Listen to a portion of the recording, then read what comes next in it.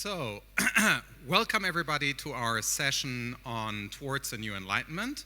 I'm Markus Gabriel, Academic Director at the New Institute in Hamburg. We will also briefly introduce our institution as we delve deeper into its constitutional document.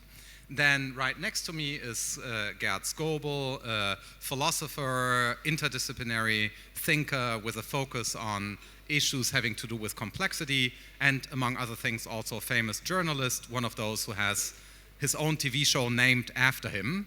So Skobel, both the person and the TV show. And then next to him, Andre Zwitter. He's a political scientist, social scientist, and program chair at our institute, the New Institute, where he runs a terrific program on how to reformulate the Sustainable Development Goals so as to tweak them into possibly flourishing development goals. That is a different way of thinking about what it is for humans to successfully develop. And he's running this with a group of exciting fellows, amongst them Kamaura, one of the intellectual architects of the Gross National Happiness Index in Bhutan, Vakani Hoffman, an activist and thinker from Africa, I forgot which country, and who else is already with us? Ariel Hernandez, who works on the issue of care, and some other thinkers who will be incoming over our term. So that's the panel. And I will briefly start us off with some conceptions having to do with what we call the New Enlightenment, about which we published this discussion paper, which was the result of our first fellowship year, a collaborative exercise in a particular new type of the humanities, which we call future-oriented humanities. So let me give you a little context, and then I'll bring my two colleagues in from the angle which I assume they will occupy most likely, and then they will most likely reject that ascription and describe their own positionality in their own terms. So the basic idea of this paper is to react to what we call nested crises. So our diagnosis of the present moment is not that of the polycrisis, which is a famous term to think about what's happening right now. And the idea of the polycrisis would be one where we say there's one single, as it were, overarching mega crisis, which is kind of a superposition, as it were, right, of the different single crises. Geopolitical crisis, energy crisis, climate crisis, crisis of democracy, and so forth at your favorite crisis, right? Hunger, gender, I don't even know where to begin and where to end. And if you think of all of those crises as adding up to like one mega crisis, then you think we're in the polycrisis. That would be one way of thinking about the present moment. Another one would be to say we're in multiple crises. There are just many crises, right? That's a different diagnosis where you think that, well, they kind of don't add up. Some of them are bigger. Maybe you think the climate crisis is the biggest one, or, over the last couple of weeks, one might rather tend to be inclined to think that the war is the biggest one, right? Whatever you think is the biggest one, but you might think there are just multiple crises of different scale. Now, what we argue for, and then I will get to the New Enlightenment, is a different conception where we think of all of those crises as intertwined and embedded in mutually increasing vicious circles of causal detrimental effects. So what this means is you look at one crisis, and then you will see that some of the other crises feed into the dynamics of this crisis in complex ways, never in a monocausal way. For instance, very trivial example, right? We both find climate change and wars of aggression undesirable for good reasons, right? Both should not take place.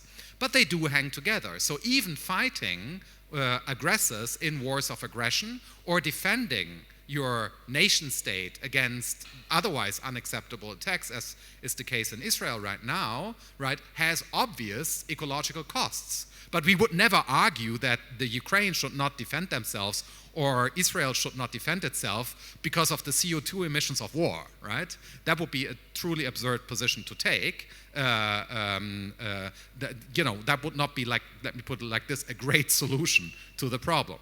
Now, but you see how all of this hangs together. Or think about the, Russian war of aggression, which to some extent hangs together, is not monocausally caused by, but hangs together with the necessary energy transition, say, within the European Union. So Russia is losing some of its business model, is independently interested in imperial activity, and there you see how one crisis influences the other, right? And so now you can draw, if you start with any crisis, you can draw diagrams, and you will see that crises are nested within crises, are nested within crises, and this sets up to a maximally complex system.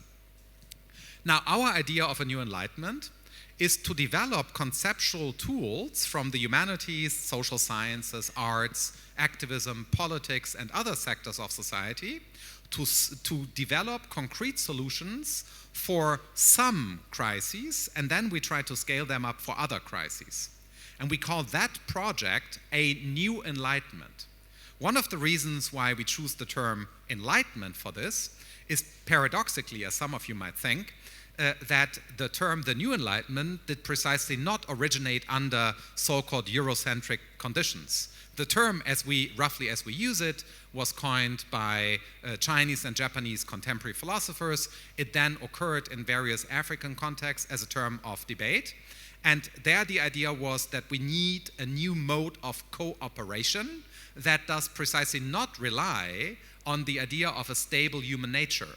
So it's not the case that there just is human being, and human being is confronted with crises, so we just need to understand human being and develop technocratic, expatocratic solutions. That was the idea of the old Enlightenment. Figure out the mathematics of the universe, get the right technology, a little model of democratic governance, division of labor, etc., repress the others by colonial activity, export that model, and everything will be fine. That's kind of the old Enlightenment, simply reconstruct. The new Enlightenment is based on a different conception, which we call human co-becoming, with reference to the Japanese contemporary philosophers Takahiro Nakajima's work. In contemporary Chinese, the term is gongsheng. In Japanese, kyosei, which is the translation of the term symbiosis into Japanese Chinese characters.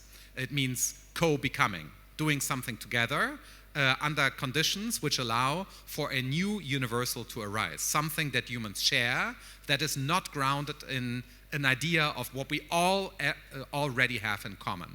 So that's the prospect, and what we try to do with our institute is to create an institution and programs that deliver on this promise.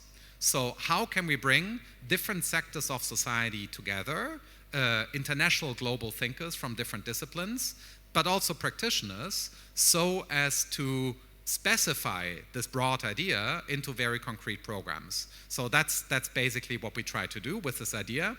And thereby we try to put the humanities on a road we call future-oriented humanities, where future-oriented humanities are not just attempts to anticipate the future, let alone predict it under conditions of complexity, which is impossible. One definition of complexity means that the complex unfolding of a system is precisely not fully predictable.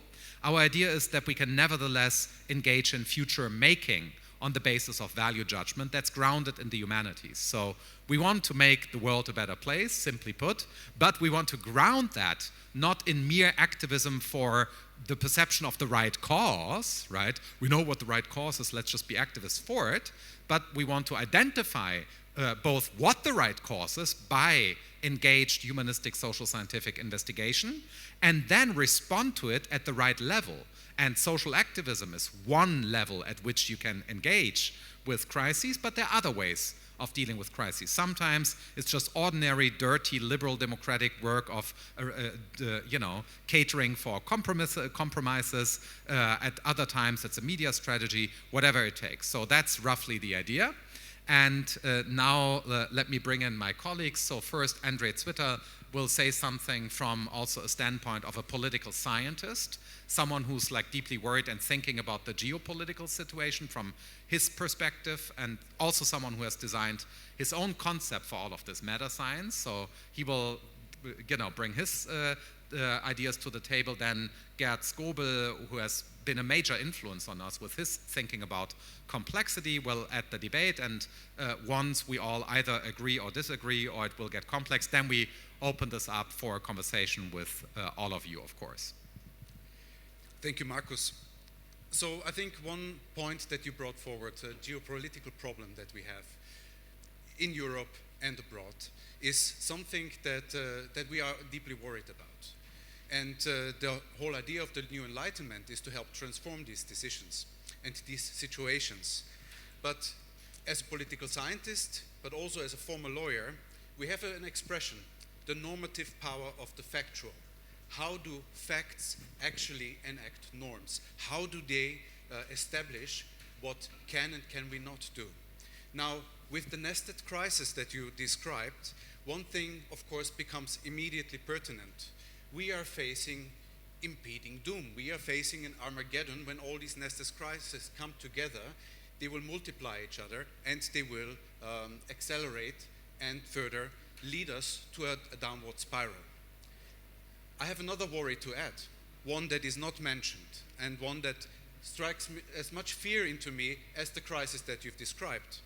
And that worry is human ingenuity. You know the expression that desperate times justify desperate measures. And somewhere in the text you write, geoengineering is already considered as a path forward. My fear that comes cropping up very quickly is that we as humans are ready to do whatever it takes to survive.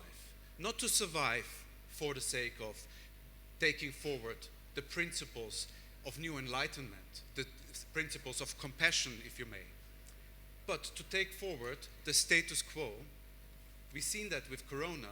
We've all hoped for a new beginning. What we got was the status quo ante.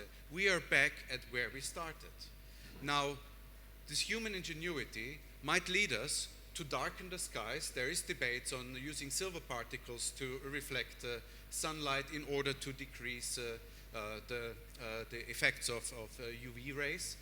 But are we willing to take with us the whole Earth just because we can't be happy? Now, this is a very fundamental crisis that we are then facing, because it is paired with other problems.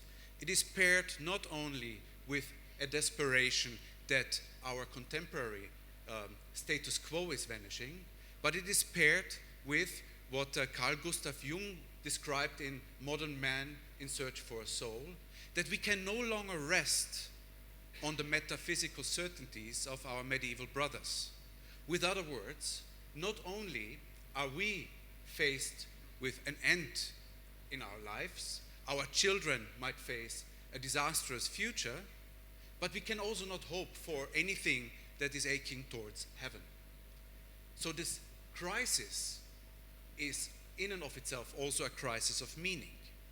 It is a crisis that is so fundamental that it is a driving force to a desperation that can lead to disastrous effects that we cannot yet foresee, the effects produced by human ingenuity. Well, thank you, Andre. Gerd, you want to jump in? Well, the question of ethics, I think, which has to do with all these topics, is very easily put. The question is, how do we want to live together with other living beings? And that obviously is a question which is not in the discussion right now very much. It's sort of failed to enter the discussion. So that's one remark I have to make. And that, of course, is a question which you have to think about internationally, globally, not just from a European or Western point of view.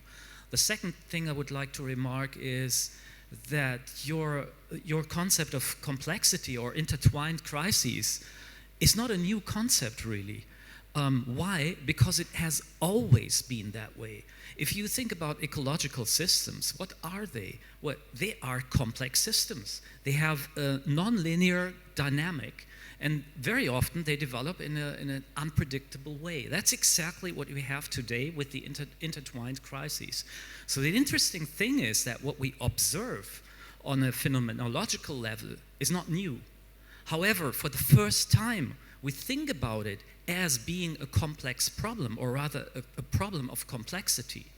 And the science of complexity or complexity research is only, say, 50 years old, maybe even only 40. So that's one other remark. And then from the standpoint of philosophy, it's interesting that I think, well, I'd rather talk about me just personally now.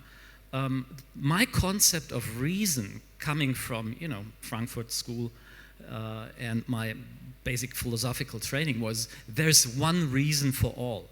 One reason fits all. That was the message. So reason has no time index. It's not dynamic. It's sort of static. And it's for black and white and whoever, men and women alike, or whoever uses reason, the very same thing. What is new with the new Enlightenment is to think reason dynamically, to think reason in the context of complexity. And that's my fourth remark. That leads me to another sort of topic, which when you utter it, sounds very esoteric. But I don't mean it in any sense esoteric, which is wisdom. What is wisdom? Wisdom is the solution, or I should rather say the sustainable solution of existential yet complex problems.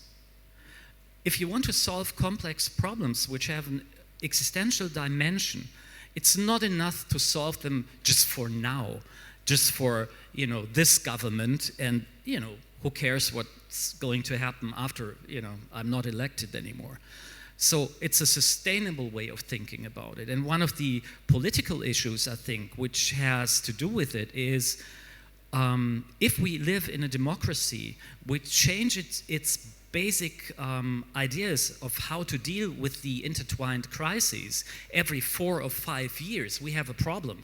Because if you think about, say, ecological problems, they are rather long-term, long-time developing problems. So we need both a short-time sort of democracy with a rather creative and new input, yes, so it's good to have elections every 4 years.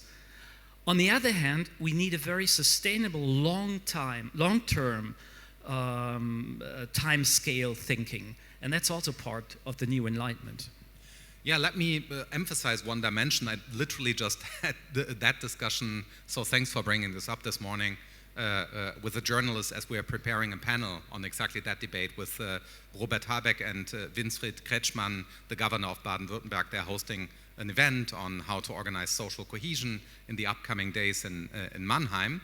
And we literally had that debate, how, as a preparation for the panel, how is indeed the constitutive short-termism of democracy, which is not to be criticized because for independent reasons, I would still hold on to the idea that, what we call democratic governance, that there are reasons for why it works, right?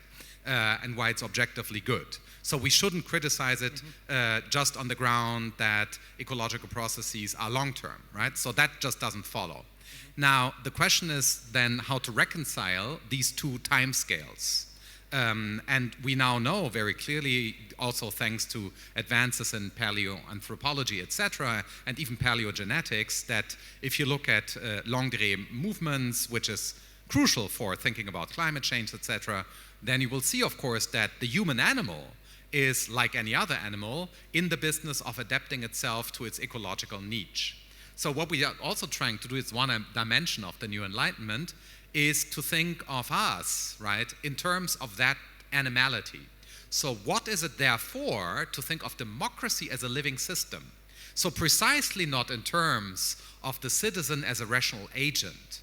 So recently I've been advocating, for instance, for the children's vote on the ground that reasons for not giving children the vote are typically reasons that say they're not yet rational, right? But, simple question, how many of those who are allowed to vote are rational, right? I mean, that's not a criterion. It's not that at the ballot they ask you like a question in complex number theory, right? Or history of Germany. They don't ask you if you're an anti-Semite, right? You go in and you have a vote once you're 18. So, and the idea of, 18 has something to do with exactly that static notion of a reason. So what if we replace that with a more adequate conception of reason as part of the human animal's adaptation to its environment? I mean, that's the very point of reason, right? So it wouldn't be, there's some type of rationality in engaging in self-destruction. You can be more or less effective at it, right? Russia might be very effective at self-destruction, or so we hope right now.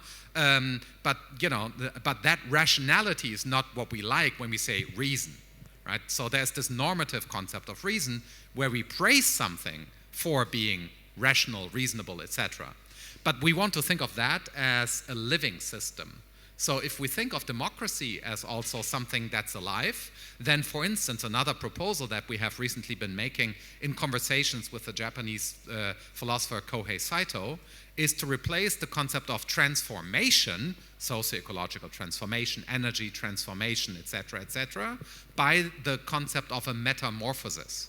So imagine we thought of the contemporary technocratic measures that we need to take in our societies in order to fight, say, climate change, such as, replacing fossil-driven energies by some more sustainable ones. What if we thought of this not merely in terms of a technocratic transformation, but as a metamorphosis, as an activity that living beings engage in due to the necessity to adapt to the changes in their environment that they have produced. And all living beings do that, right? So one important thing about any ecological thinking is to realize that there is no such thing as the environment. The very concept of Umwelt in German, introduced by Johann Jakob von Uexküll, has it that there are different environments for different living beings. There is no single shared environment for all living beings. That just doesn't exist. That's the point of ecological thinking. Nature does not exist. It's the shortest summary of ecology. And that means that, we need to adapt to also complex systems. So that's one way of cashing this out. And we do not yet know, of course, nobody, what it would take. And therefore, I hand over to you also, to think of democratic governance, including, the technocratic infrastructure, the administration, etc., in those terms. We have no clue what that would mean. It would also, among other things, mean to replace the language of physics, social physics, in a description of the organization of society by the language of the life sciences. May I jump into reason? Because that is a wonderful term that we have, of course, not only borrowed, but taken over from the Enlightenment. The very foundation why we are all equal is because we are all capable, in principle, of reason. Now, when I explain that to my students, are we all equal? They look at me and say, well, yeah, of course, because that's the politically desired answer. And I said, well, look at each other. Do you look the same? No. Do you earn the same? No. Do you wear the same? No. We are not all equal, right? So what is it? It is reason that is the great unifier, on the one hand. But that has led to a technocratic worldview, because what allows reason to do, it allows to dissect life as a whole into small consecutive pieces that interact. What we start losing to see is what life as a whole means. Something that we can intuit, but something that we cannot rationally grasp.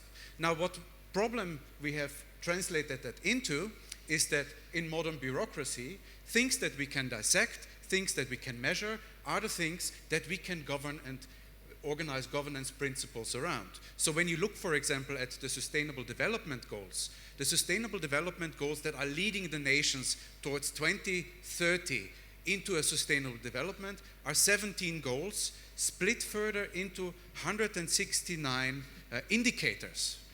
Now, I challenge you to look up those indicators and tell me where in these indicators you will find love, compassion. Right. They are immeasurable, right? You recognize it, you see it, but love and compassion are in here, right? This is wisdom of the heart. It's not wisdom of the mind. Now, they are immeasurable, but they are not inactionable. They are actionable. If I go out of this stage and I hug any one of you, that's an action of compassion. If I might add, you can even cultivate these things which seemingly are esoteric or ungraspable, but you can cultivate them. And there are various ways of doing that. I don't want to get into it. And then another remark to the sustainability goals. Obviously, any single one of them can be supported. Any single one of them is great. Yet when you look at them as a network of values, they're completely contradictory. And you have no idea how to realize them at the very same time. That's why most of the companies only jump on one or two, and they try to be strong in these sustainability goals, and they just forget about the others. Why? Because they can't do it at the very same time. So there's another expression for this seemingly contradictory way, which is complexity, I think. However, there is no theory of complexity because there are different complexities, different types or different forms or patterns or dynamics of complexity. So we won't end in a new meta-theory, the theory of everything. We won't do that because every theory is dynamic and it will change in time. But with complexity, we are much better, we are in a much better shape to grasp the real problem, which is the connected sort of network of problems. And compassion and love, and as I would call it, wisdom, because that's where it gets together, acting, thinking at the heart, is part of it. And I would totally agree. Now, see, the problem that I see, and then I have to come back to Realpolitik, realism, as it's termed in English. Realism will tell us, well, that sounds all lovely. And, an enlightened realism would say, it's in our self-interest to save the planet because that means we will also survive as individual states. But when it comes to the practicality of it, it really washes against this cliff like a wave and breaks apart. And how do we ensure compassion and wisdom and the enactment of those principles when it comes to making sure that other states behave the same as we do? Because we can't measure that. And when we can't measure that, bureaucracy shuts down.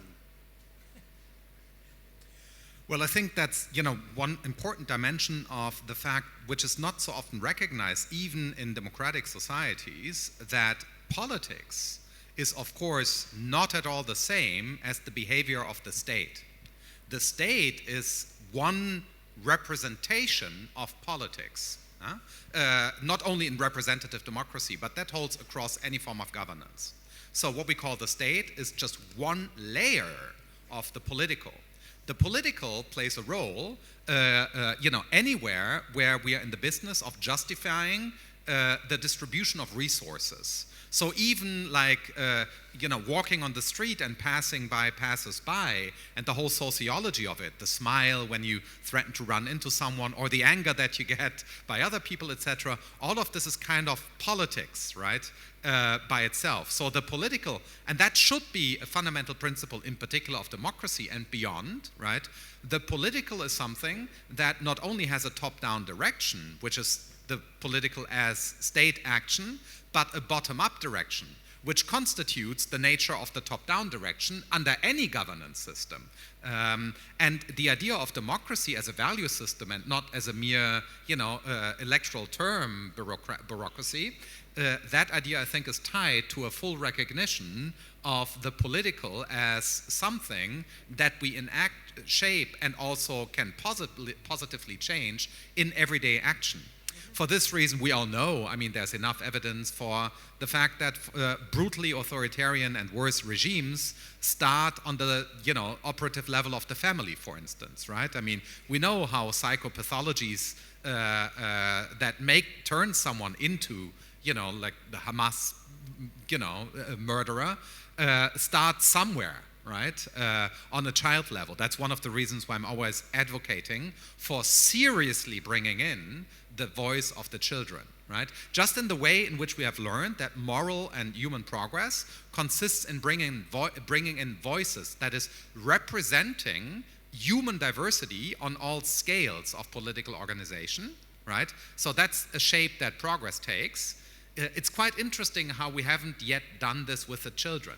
It's like a minor theme, remarkably, right? But any future society will depend on what happens to them. Yeah? So, and we know that, how psychopathologies, which then act out later in life if the wrong people are in political office, not naming names, though some are obvious, right, that they are generated in this particular way. That's why it's worthwhile reading a biography of Donald Trump, right? Not because it's independently interesting, but, the father plays a quite interesting role in the destruction of democracy. So had Donald Trump's father been, like a compassionate, nice, gender fluid, cool person from Manhattan, right, then maybe some other person would have been the Donald Trump, but at least not the guy with the orange hair.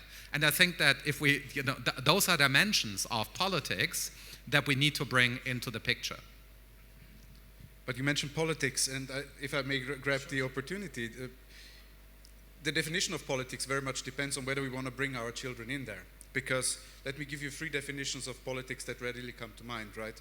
The first one is the Aristotelian conception of politics that undoubtedly you are pursuing, right?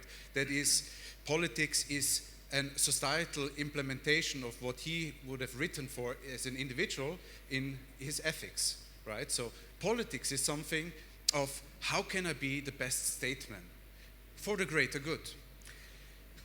Hans Morgenthau, he wrote that politics is really about managing something very specific in human nature, the will to dominate others, the animus dominandi. So political science is actually the science of the smallest evil. And now I'll give you the third definition, and I'll ask you where on this trajectory or on this continuum we are. The third definition from Clausewitz: war is politics with other means. In other words, politics is just the weaponless attempt of getting your way. Where do we want to bring our children in that space? How, and that is a transformative question, namely, how can we create a space of politics where that is a possibility? May I add a fourth one, which would be Luhmann? Politics is the way to create sustainable decisions. That's where I would like to go. Well, there's a sense in which I endorse a line of thinking in which I was, I think, quite influenced by Corinne Pellichon. She's one of the co-authors also of our paper, and she has written a terrific book, Nouvelle Lumière à l'âge du vivant, so the new enlightenment at the age of the living. And Corinne argues that indeed dimensions of compassion, cooperation, care, etc., those other dimensions of human life that are sometimes wrongly, as were merely associated with one dimension of gender, as it were the female, etc. But be that as it may, those issues have something to do with gender, but not in that particular way. So she points out that, this is also a dimension of politics. So if we think of politics primarily through the lens of war, struggle, vested interests, etc., right, say in the Hobbesian way, then we are prone to oversee the other dimension, right? Historically, early modern or later in modernity represented by people like Rousseau, right?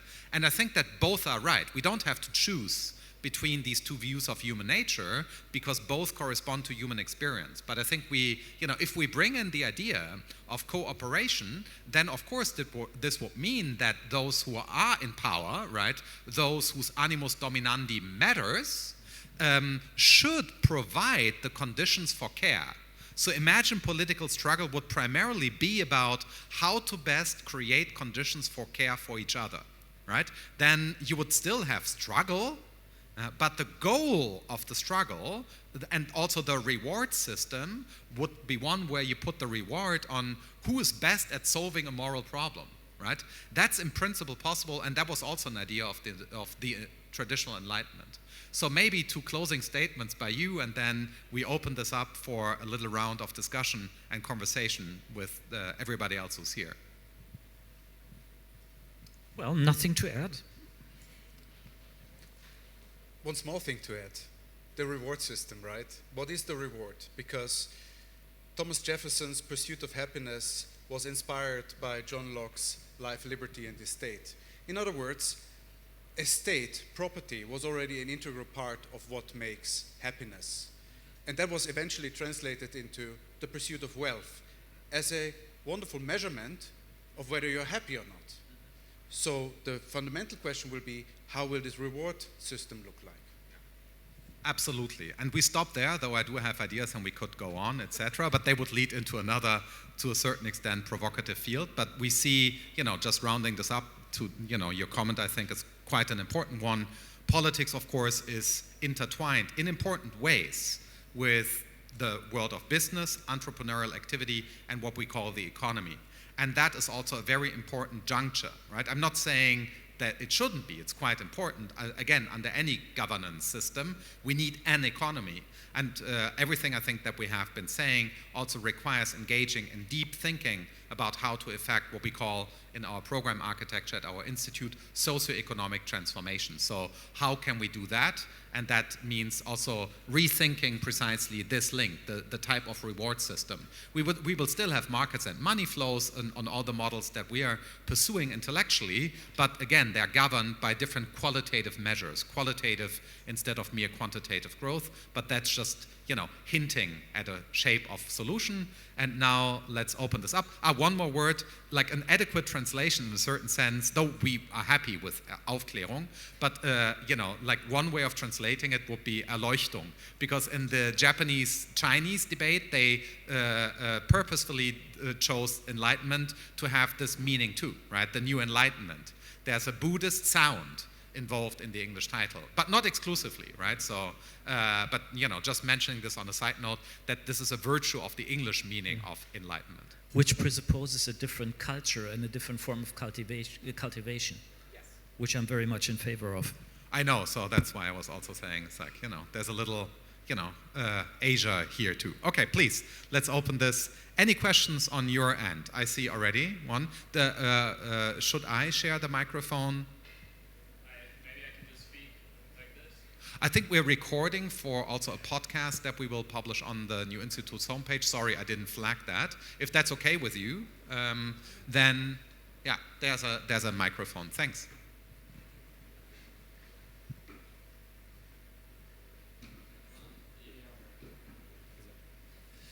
Thank you very much. Interesting that you bring up Buddhism. This question might go in a similar direction. You mentioned a conception of crises, multiple crises that are intertwined, interconnected, but still identifying them also in a way as separate, talking about them separately, right? So I was wondering whether if we want to tackle them, if we want to improve our situation, is there a sort of hierarchy of crises? Is it like, or should we tackle them from one angle or another? Should we start with one crisis and then there will be ripple effects throughout the other crises? Or is it more like different crises that are symptoms of an underlying cause, which is our conception of ourselves as human beings on this planet and the universe, and perhaps beyond, in a sense of codependent arising? Well, thank you. Very pertinent question. Maybe you want to go first, and then I say something about my different ways of answering that very important question. A very short answer would be that in a complex systems you have regimes of order, so you have a hierarchy, and you have other parts of the complex system which are out of order, chaotic, non-linear, no hierarchy. There's not one theory of solving, of getting a hierarchy of everything. So there is no hierarchy of chaos and order at the very same time. So in certain realms I would say yes, you have to act according to a hierarchy, not just of values but also of problems and solutions, yes. In other fields or areas or regimes, you can't you just can't do it. Also, very briefly, I'm reminded of a humanitarian aid worker working in Haiti after the tsunami, and he said, "If everything's a priority, nothing is." And I think that's the situation that we're in. And the question is whether all those priorities can be averted at the same time, or how we as humanity want to live together, regardless of what the crises are. Will they bring us closer together, or will they separate us? I would also endorse a version of Gert's point that they are probably, depending on where you look, as it were, in the system or systems of nested crises. In different parts, you will have different strategies. So there will be hierarchical structure. Sometimes it will just be like a mere top-down bureaucratic thing, like a bad communication by the government or whatever. And then it's largely like, one unidirectional. Other parts are what Gerd described as chaotic, etc. So the tapestry, right, is such that you will have to have different solution spaces depending on the specific phenomenon you're dealing with. So the solution space will have to be as complex as the target system. So it's not the usual reduction of complexity strategy, it's increasing complexity. Right? So in a sense, the tools of the new Enlightenment have to be more complex than the crises. That's why we draw on the humanities as complexity producing disciplines, right? Reading a book from, a good history book makes things more complex, right? You just wanted to know what Napoleon did, right? And it's like, damn, right? It gets more complex. And this other book, at the end of the day, you're not quite sure if Napoleon even lived, right? After reading through all the Napoleon literature. And so that's a characteristic feature of the humanities. They, stop you from acting too quickly. As one of our fellows, the Nigerian poet and thinker Bayo Akomolafe once put it in a conversation, times are urgent, let's slow down. Right? So that's the type of attitude that we are proposing, right? So it's super urgent and complex, and one reaction is we need to find a solution, like quickly, now, something, Zeitenwende or whatever, right? And then everybody throws everything they always wanted to hear at Zeitenwende, though the idea was basically to get the military up and running, right? But we are like, yeah, cool, Zeitenwende or whatever, right? So, and that would be the wrong spirit. Now, so for this reason, complexity as an answer to complexity. But one more thing, that's more like a personal normative investment.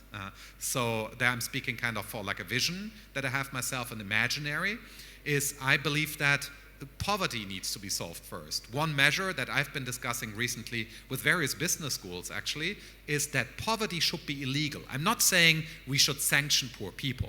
What I'm saying is that anything that anybody does that demonstrably leads to poverty should count as a crime.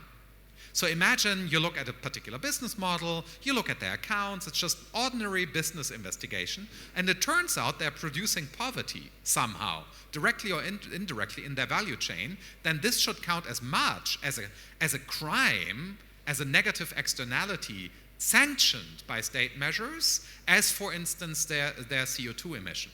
Because I think that poverty is the major player, right? So I'm not saying make everybody wealthy, but poverty is a serious, extreme poverty is a serious human disease. It's studied by public health specialists in epidemiological terms, right? It's not hunger, it's not a thing that I have ever known in my life, poverty or real hunger, right? I know of them, I never experienced them. And I think that this is where a lot of the action is, because this in turn shapes a lot of the geopolitics, right? You need seriously poor peoples in order to create conditions for the type of geopolitics we are seeing. So I think that to a certain extent we need to hold the business world also responsible for that. Anybody who engages in poverty production, in my view, engages in a moral crime, which is not yet fully recognized as a legal crime. But that's just one vision, one way of thinking about, a major, as it were, move. More hands. Yes, please.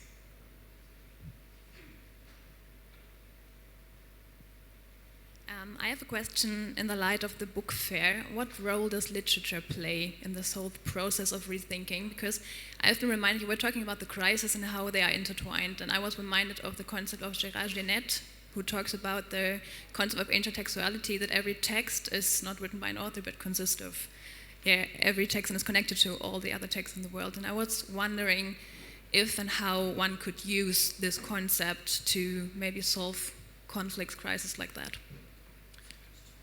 May I take this one? Or sorry, no, or do you want to go first? Yeah. Thanks. Very inspirational point. I haven't connected those two yet, though I love both dimensions, obviously. So thanks. I think that's a very helpful thought. So let me first endorse, as it were, the spirit of your question by saying that's kind of what we envision as humanities grounded crisis solution space, right? Looking at some of the best that the humanities have to offer, such as the work by Jeanette in general, right? And then everything that we have learned from intertextual literary theory, right? And now look at crises, of course, then with the tools that we have developed, tools of reading, right? Hermeneutic tools of reading, structural, post-structuralist, etc. All the tools that we have to think of reality as context, right? And I think this would be a very helpful way of thinking about precisely that, because the crises not only take place in socioeconomic material reality, it's not only that there are bombs and earthquakes and massacres, but there are also symbolic representations of them, contested sites in the symbolic order. And for those, we have precisely those tools of reading. And what if we applied them to the present moment, right? Not in the way, sorry for reminding us of that unfortunate event, not in the misguided way of most recent Slavoj Žižek, right? Who's doing this in spirit, right? But in a complex way. So what would it be to look at the present moment precisely from, with a certain distant analytical capacity that, those tools bring with them. So I would fully endorse that idea. I like it. So I will try it out. That's all I can say. I think it's a great, opening of a possible space. So basically, just thanks for that. Whether he knows it or not, we're already trying it out together, and we are talking about stories. Storytelling, and literature plays a tremendously important part in there. Much of Sartre's philosophy was written as plays, because the best way to convey the unconveyable is through stories. So in our project itself, we have Wakani Hoffman, a Kenyan storyteller, collecting wisdom stories from all over the world. And why we want stories and literature specifically, but all forms of storytelling, is because they can tap into the intangibles, the immeasurables, without much words, without much ado, but you feel it instantly. There is another important component to that.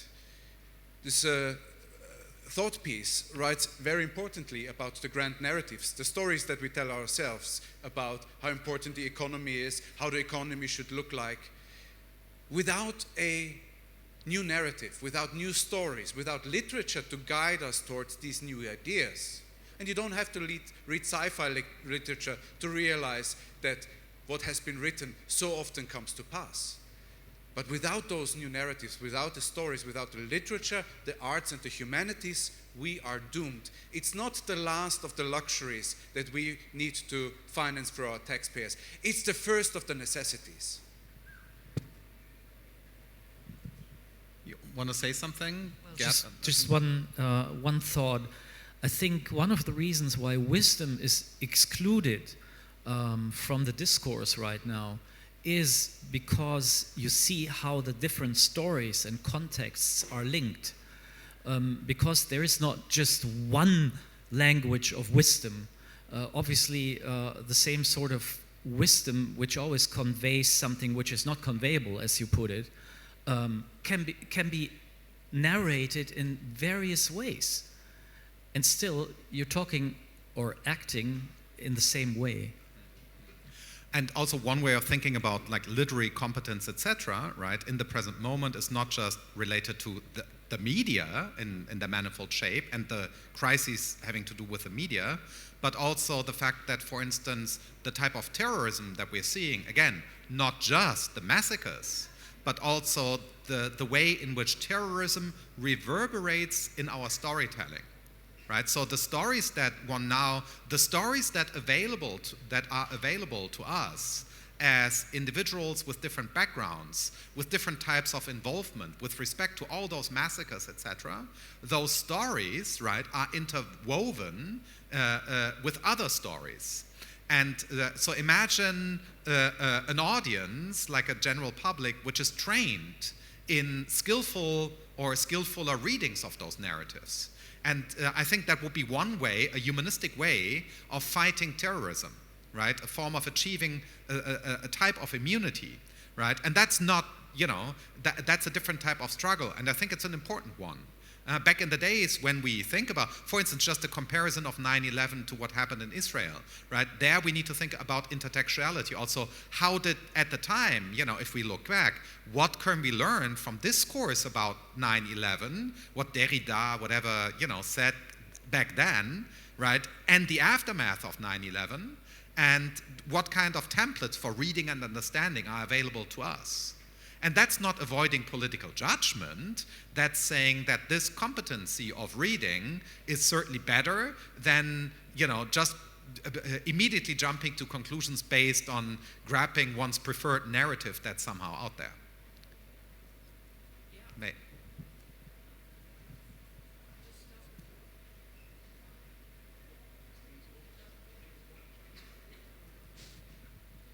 Tut's das? Ja. As a publisher, I want to add that the text is released under a Creative Commons license. It wants to be shared, it can be shared, and it's also published in HTML as open data. So feel free, and plus we brought some copies here today, so feel free to take your copies, to bring it home and work with it. I hope I got your theory right. I'm just a student, so you're consequentialists, it seems like, and because your theory is very complex, because our world is very complex at the moment and has always been, but especially with all the problems we save right now, I wanted to ask, how would you confront the problem of overwhelmingness that always seems to appear when it comes to consequentialism, and especially when I think about making a structure like an ecosystem net for our crises.